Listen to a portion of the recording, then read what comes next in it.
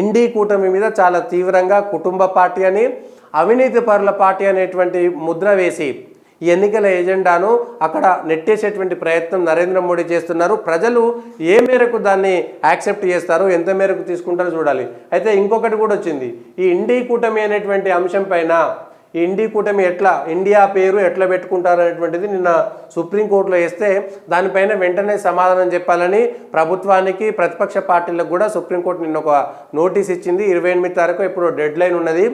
దేశం పేరును వ్యక్తిగత అవసరాలకు వాడుకోవచ్చా అనేటువంటి దానిపైన గిరీష్ భరద్వాజ్ అనేటువంటి ఎవరో కోర్టులో కేసేస్తే దానిపైన కోర్టు స్పందించింది. సో ఇప్పుడు ఇండియా కూటమి అనేటువంటి పేరు కూడా వస్తుందా రాదా, ఇండియా కూటమి పరిస్థితి ఏంటి అనేటువంటిది కూడా తెలియదు. ఎందుకంటే ఇప్పటికే ఈ పినరయి విజయన్ వాళ్ళే కొట్లాడుకుంటున్నారు.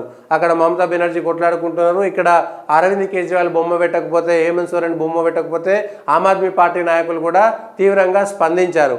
ఇప్పటికే ఇండియా కూటమి పేరు కావాలని ఇండియా అనేటువంటి పేరు వచ్చే విధంగా పెట్టుకున్నటువంటి పేరు పైన ఇప్పుడు కోర్టు ఏ విధంగా తీర్పునిస్తుందో చూడాలి. ఆ కూటమి ఉంటుందా లేదా అనేటువంటి విషయాలను కూడా చూడాలి. ఇవి రోజున్నటువంటి వార్తలు అనుకున్నటువంటి వాస్తవాలు, విశేషాలు.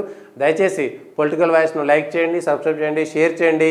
ఈ లైవ్ జరుగుతున్నంతసేపట్లో ప్రత్యక్ష ప్రసారంలో మీరు ఇచ్చేటువంటి కామెంట్లను చదివి మళ్ళీ మీకు సంబంధించినటువంటి ప్రజలకు సంబంధించినటువంటి అభిప్రాయాలను పరిగణలోకి తీసుకునేటువంటి అవకాశం ఉంటుంది.